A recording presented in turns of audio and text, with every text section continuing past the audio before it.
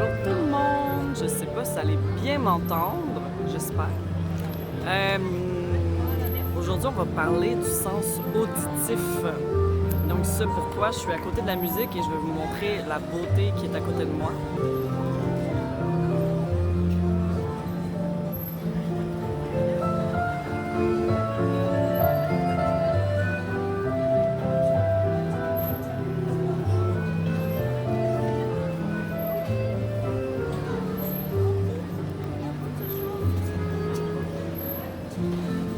Donc, on va parler du sens auditif. Je vais m'éloigner un petit peu quand même. Ah, bon, il vient d'arrêter la musique. Comme ça, vous allez pouvoir mieux m'entendre.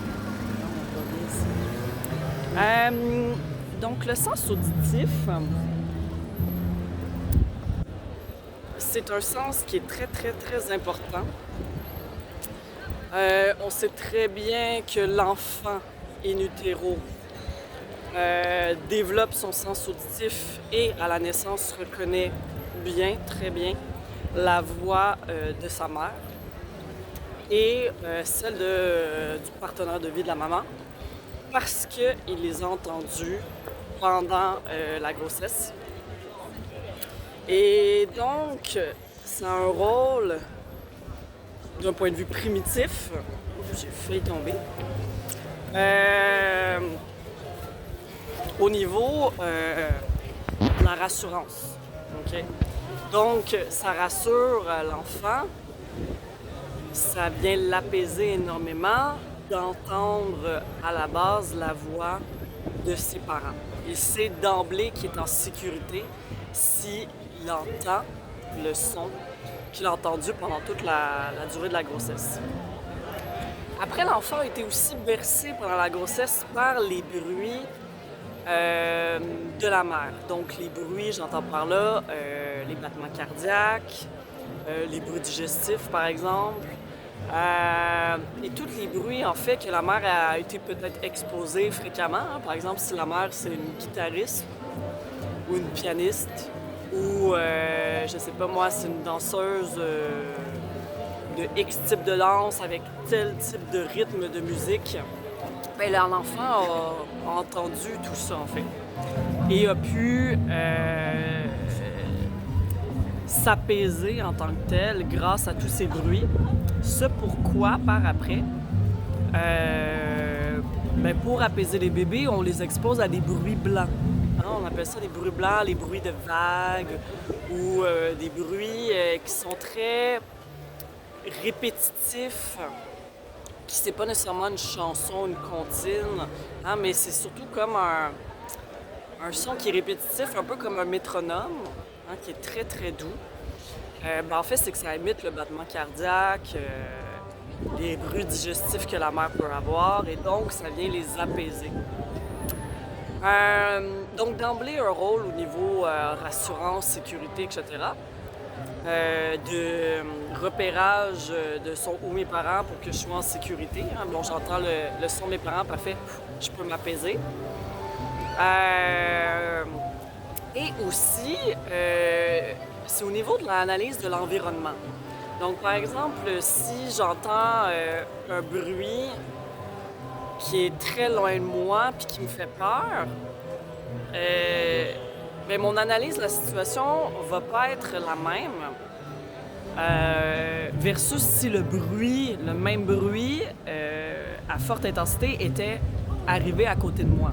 Okay? Donc le fait que ça arrive loin, bien, mon oreille est capable d'analyser, hein, mon oreille interne, mes récepteurs auditifs situés au niveau de l'oreille interne sont capables de dire « Ah non, non, mais inquiète-toi pas, Patricia, c'est à X mètres de toi, il n'y a pas de danger. » Versus si c'était tout près, ah ben là, ma réaction de peur, elle serait peut-être plus intense parce que le bruit a lieu juste à côté de moi. Donc, dans cette analyse-là des stimuli auditifs, on a cette notion-là de repère en tant que tel dans l'environnement pour nous aviser à la base si on est face à un danger potentiel. Hein, parce qu'on est quand même, on provient des hommes de Cro-Magnon. Hein, le but, initialement, c'est de... On était quand même primitifs. Hein, le but, c'est de survivre. Fait par rapport à l'analyse des bruits, il y a ça qui reste en nous d'une certaine manière. Après, maintenant, ce qui est intéressant par rapport au sens auditif, c'est que les chansons, les comptines, tous ceux que j'ai accompagnés au Québec, même en France puis en Suisse, je leur disais tout le temps de combiner leurs soins prodigués, que ce soit les professionnels ou leurs interventions, par exemple les éducateurs en garderie ou les responsables dans les milieux familiaux, peu importe, par des comptines, des chansons. Parce que des fois, on n'a pas besoin avec les enfants d'utiliser des mots « fais ci, fais ça », nanana. Moi, déjà, juste d'associer, par exemple, une chanson avec la tâche, par exemple, on se dirige, par exemple, ça veut dire on fait le rang, OK? Par exemple, pour les éducateurs en garderie, par exemple, à chaque fois qu'on veut faire le rang, on chante « Il était un petit navire ». Mais d'emblée, on économise notre salive et les enfants, c'est beaucoup plus doux à l'oreille et ça apporte de la joie aussi. Donc le sens auditif nous provoque en nous un certain arrêt parce que c'est différent de la voix humaine normale de parler. Donc ça vient nous faire comme une petite réaction. Et après, ça entraîne un mouvement. C'est pas pour rien qu'on danse sur de la musique. On pourrait bien danser sur rien, mais c'est quand même moins intéressant. Okay? Donc, danser sur la musique, d'emblée, si vous me dites, OK, Patricia, fais des pas de... bon, moi, je fais de la salsa maintenant. Donc, fais tes pas de salsa. Ouais, OK.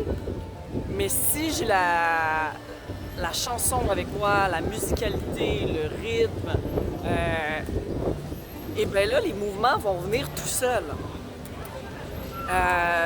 D'où les principes, par exemple, pour les thérapeutes praticiens qui font la méthode Padovan. C'est pourquoi on accompagne tous les mouvements neurodéveloppementaux par des comptines ou des chansons, des fables aussi, mais comptines, chansons, parce qu'on sait que pour réentraîner certains mouvements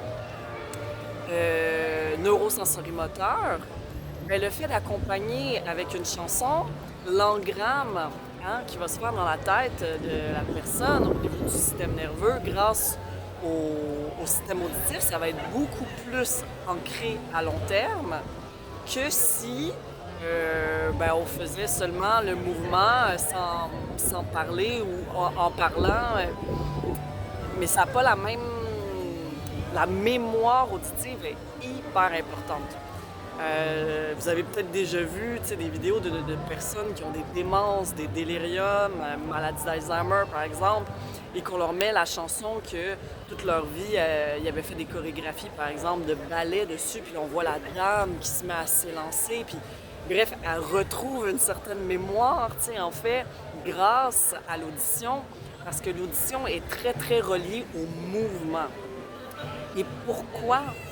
Bon, on l'a vu dans les dernières capsules en lien avec le système vestibulaire, parce que le nerf crânien vestibulo-cochléaire, vestibulo pour vestibule, cochléaire pour la cochlée, le vestibule est relié à notre sens vestibulaire, notre sens du mouvement, si on se rappelle bien, tandis que le cochléaire est relié à notre sens auditif, mais à la base, c'est le même nerf crânien. Et donc, vu que c'est le même nerf crânien, le fait de bouger augmente notre capacité d'écoute, mais le fait d'activer l'audition en même temps qu'un mouvement, ça nous permet de mieux engrammer, de mieux se rappeler du mouvement aussi et de le relier, par exemple, à une activité qui est en mouvement, comme par exemple... les enfants, comme je vous disais tout à l'heure, on veut qu'ils se lèvent, qu'ils arrêtent de jouer et qu'ils aillent en rang. De l'accompagner avec une comptine, ça va être un peu, pas comme des robots, mais ça va être quasi un peu automatique si on a vraiment bien engrammé la comptine à chaque fois qu'on fait le rang. Et donc, voilà, le sens auditif, je le trouve magnifique.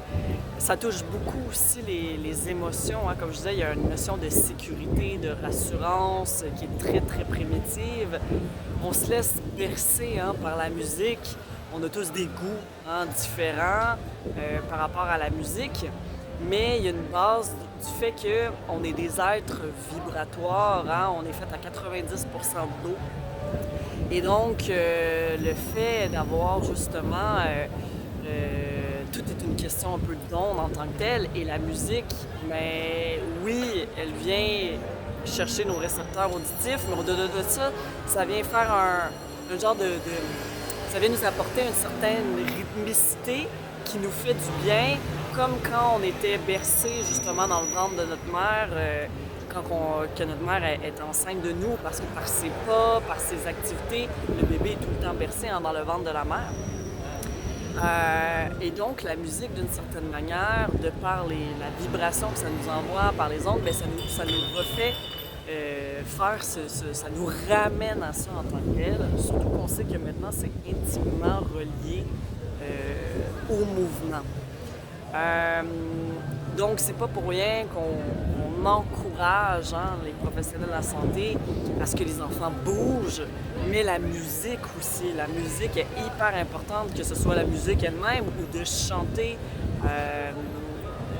et qu'ils entendent chanter. Pas besoin qu'eux chantent, mais que oui, il y a une notion de musicalité, de bruit qui soit présent, bruit agréable pour l'enfant, bien évidemment.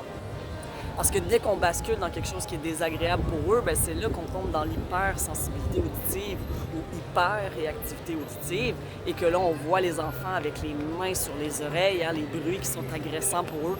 Par exemple, les séchoirs à main dans les toilettes publiques, ou les feux d'artifice qui pètent et tout. Il y a des bruits comme ça qui sont perçus de manière très agressante pour ces enfants-là. Ça leur casse les oreilles littéralement. Ce n'est pas des caprices, on est vraiment dans un profil sensoriel avec justement un seuil de tolérance au niveau des stimuli auditifs qui est très faible, et donc ça en prend peu pour que ça soit très agressant. Et donc, ce pourquoi, nous, en thérapie, en ergothérapie, vous allez voir, on travaille beaucoup l'hypersensibilité auditive avec le mouvement, donc en combinaison avec le sens vestibulaire pour venir apaiser. Ça peut paraître spécial, hein, d'un point de vue externe, mais sachant très bien que le nerf crânien est le même pour les deux sens, nous, on sait très bien ce qu'on fait.